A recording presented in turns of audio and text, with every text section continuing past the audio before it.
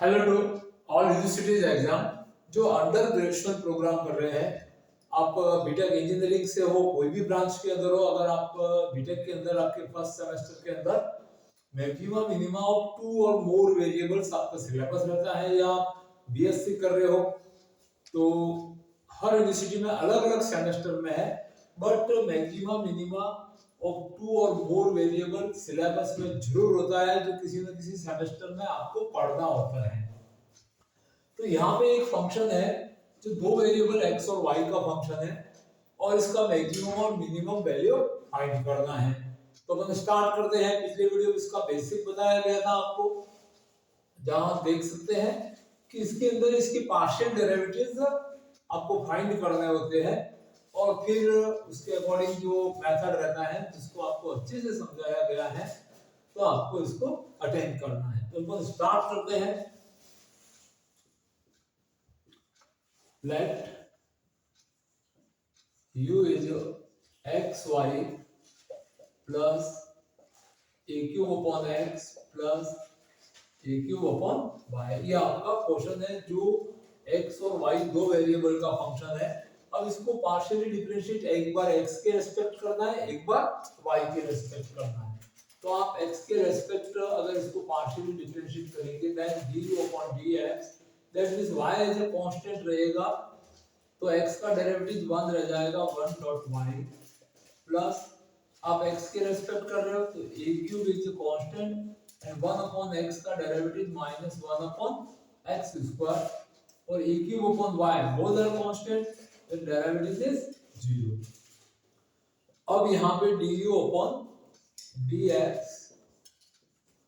इसको आपको equal to 0 रखना है। दैट मींस आपके पास टर्म आ जाती है y minus a cube upon x square is 0। अब सिमिलरली आप यहाँ पे du अपॉन dy फाइंड करेंगे, तो ऐसे यहाँ पे आपके x का डेरिवेटिव बन हुआ था और y एज ए कांस्टेंट था। y के रेस्पेक्ट आप पार्शियली डिफरेंशिएट करते हैं, तो पार्शियल डिफरेंशिएशन का कांसेप्ट आपने पढ़ा हुआ है, तो y का डिफरेंशिएशन 1 होगा और x एज ए कांस्टेंट आएगा। That means 1 dot x plus a cube upon x, तो ये टर्म है इसका डेरिवेटिव 0 हो जाना है, बिकॉज़ ये दोनों आपके कांस्टेंट टर्म है। और a क्यूब अपॉन y का डेरिवेटिव आप फाइंड करेंगे, that means a cube is constant और 1 अपॉन y का derivative minus 1 upon y square. Same आप भी y डेरिवेटिव है इसको 0 रखना है, that means x a cube upon y square is 0। ये आपका फर्स्ट इक्वेशन है, मान लो ये सेकंड इक्वेशन है। अब इन दोनों को सॉल्व करके आपको x और y के वैल्यूज लेने हैं। तो देखो इसको सिंपलीफाई करने के लिए आपको करना क्या है, यहां से y का वैल्यू ले सकते हैं, तो y is equal to a cube upon x square. y के आप वैल्यू को यहां पे भी रख सकते हैं, या इसको अगर आप क्रॉस मल्टीप्लाई करेंगे then y into x square is a cube. इस तरह से आपको एक इक्वेशन मिल जाती है। सेम यहां से आप करेंगे then x multiply y square is a cube, आपको यहां से ही दूसरी इक्वेशन मिलती है। अब इन दोनों ये a क्यूब की वैल्यू है, तो इन दोनों से आपको y into x square minus x into y square, इन दोनों को सब्ट्रैक्ट करेंगे तो इक्वल टू 0 आएगा। और यहां से अगर आप x और y कॉमन ले लेंगे, that means x minus y is 0 and implies that x is 0, y is 0 and x is equal to y। And x is equal to y 14 1 और 2, या तो आप 1 में रखिए या 2 में रखिए, तो उससे आपके पास में x, y is equal to a, a, ये दो पॉइंट्स आ जाते हैं। दैट मींस स्टेशनरी पॉइंट आपके पास 0 0 आ जाएंगे या a आ जाते हैं। अब यहां से आगे क्या करना है, तो देखिए आपने जो एक्सट्रीमिस जो स्टेशनरी पॉइंट्स है वो आपने फाइंड कर लिए हैं। दैट मींस आपके पास स्टेशनरी पॉइंट्स ये आपने फाइंड किया तो x कॉमा वाई ये 0,0 एंड a, ये दो तरह के आपको कोऑर्डिनेट्स मिलते हैं। अब अपन क्वेश्चन को आगे बढ़ाते हैं। तो आपके पास में यहां से फर्स्ट डेरिवेटिव से आप इनके सेकंड डेरिवेटिव फाइंड करते हैं।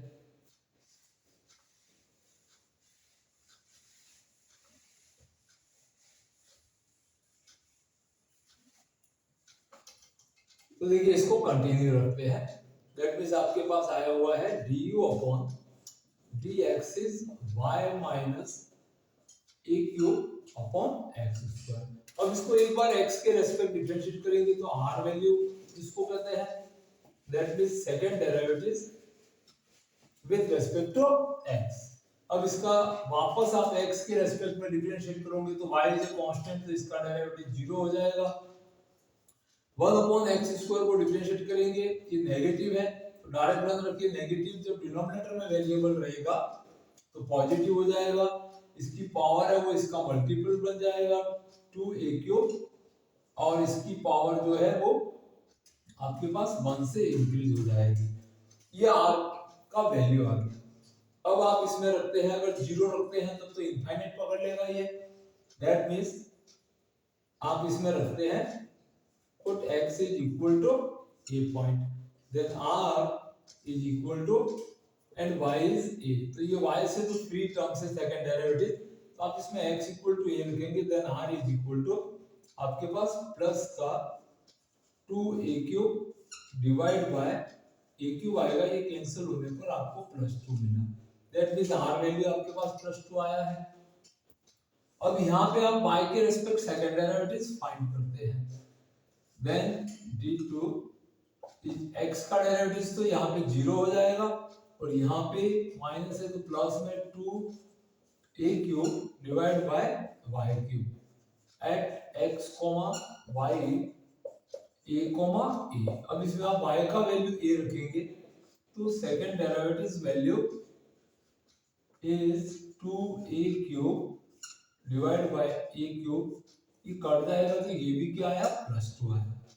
दैट मींस जिसको आप t वैल्यू कहते हैं, तो t वैल्यू इज +2। अब आपको इसके अंदर इनका mix derivative s value find करना है।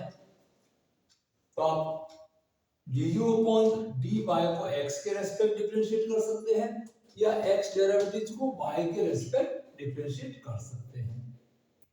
तो देखो और आपके पास वैल्यूज कौन कौन से आ गए हैं। किसी भी एक डेरिवेटिव को अल्टरनेट डेरिवेटिव में अपन लिखेंगे, तो यहाँ पे आपके पास r value at x equal to a and y equal to a पर r का वैल्यू +2 आया है, and t value is also +2 at a same point x is a and y is a। 0 पे तो ये डिफाइन नहीं हो रहा है। अब यहां से आगे बढ़ते हैं, अपन इनका मिक्स्ड डेरिवेटिव फाइंड करते हैं।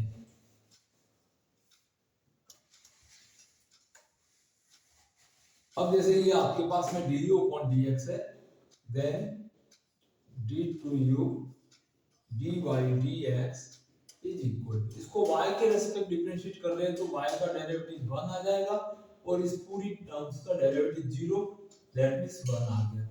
इसको आप s से इंडिकेट करते हैं, that means s is equal to +1। अब फॉर मैक्सिमा और मिनिमा, अपन सबसे पहले फाइंड करते हैं rt minus s square, then r is 2, t value is 2 and minus s 1 square, that is 4 minus 1 is 3, then rt minus s square is more than 0। Positive case में maxima और minima exist on a, ये defined रहेगा। अब इसके लिए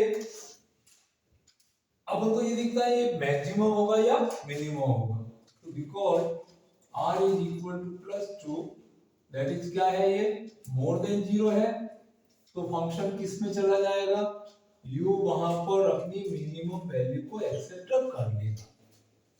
अब यहां से u का मिनिमम वैल्यू निकालना है, then minimum value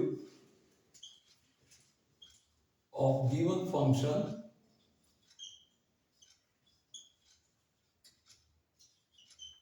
u, that means u minimum is, आप इस फंक्शन में a, a रख देंगे, then a dot a plus a cube divide by a and plus a cube divide by a।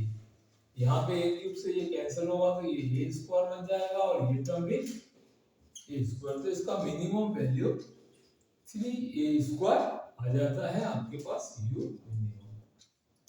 तो इस तरह से अपन ने यहाँ पर इस क्वेश्चन के अंदर जो आपका x और y दो वेरिएबल का फंक्शन था उसका मैक्सिमम या मिनिमम वैल्यू देखने के लिए अपन ने जो मेथड अप्लाई किया बहुत ही सिंपल है।